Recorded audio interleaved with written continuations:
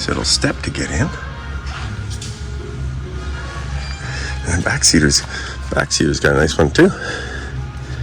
This is a little luggage hatch.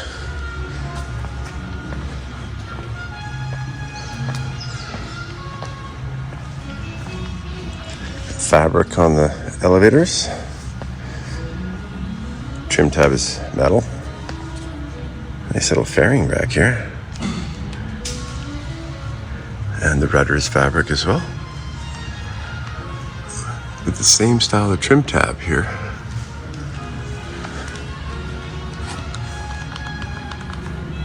Ooh, that's a nice shot. This aircraft is a flyable ex-World War II aircraft. It's a North American AT6D Texan. This aircraft has been owned by the Planes of Fame Museum since 1961, and it is completely flyable.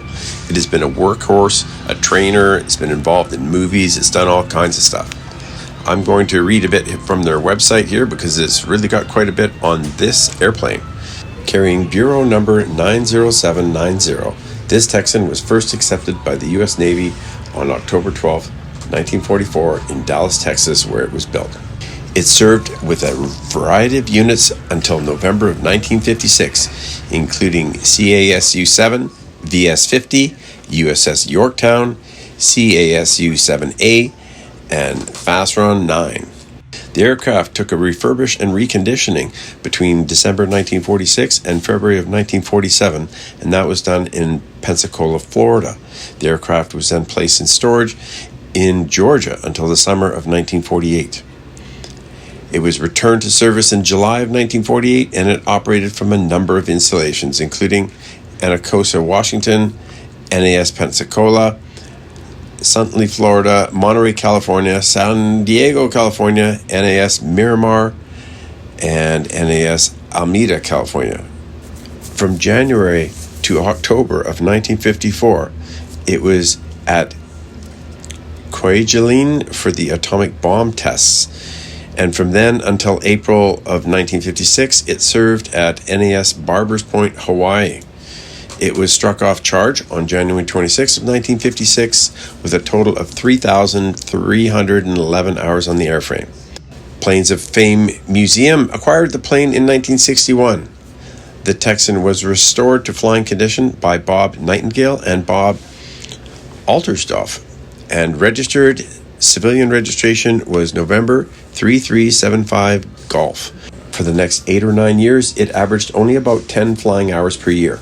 However, as the pace of the museum's flying activities increased, it became necessary to train young pilots to fly the warbirds. The Texan was put to greater use. Furthermore, as the museum became involved in movie productions, the aircraft also became a film star. Although it seldom portrayed an SNJ or an AT6 on the screen. In 1977, the Texan was modified with a single-seat cockpit and a longer tail cone and used in the Black Sheep Squadron television series. After use in that series, the aircraft also portrayed Japanese Zero fighters in the 1979 television miniseries Pearl, and in one of the episodes of the television miniseries War and Remembrance, which was filmed in Hawaii in June of 1987. This aircraft also played a part of a USN Douglas SBD Dauntless in another episode of War and Remembrance, which was filmed at Pensacola in August of 1987. Apparently, the only time the Texan played the part of the trainer that it actually is was in the film Space, made in 1985. This aircraft was built by North American Aviation in 1944. Its exact model number is AT6D. Also has another model for the Navy is SNJ-5 Texan. The maximum takeoff weight is 5,300 pounds. The wingspan is 42 feet. It is 29 feet 6 inches long, and its height is 11 feet 9 inches at the tail. Maximum speed is 205 miles per hour. Cruising speed is 170 miles per hour. Its maximum rate of climb is 1,200 feet per minute. The engine is a 550 horse Pratt & Whitney R1430 AN1 Wasp air-cooled engine. Has a range of 750 miles and a service ceiling of 21,500 feet.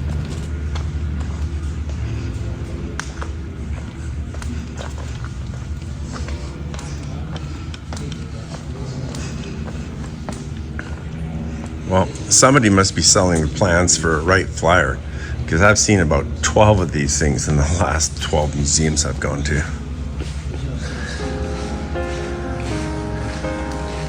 Something tells me you can build one of these things from plans. It looks pretty basic.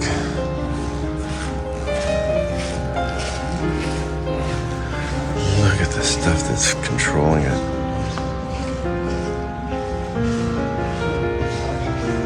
This is insane how lightweight all this stuff is.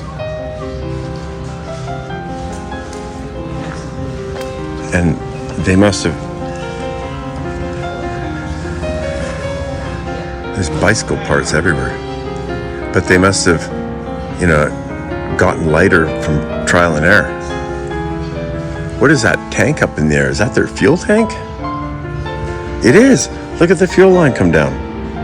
And that's the gravity pressure. That's all that they're carrying, not even a gallon of fuel.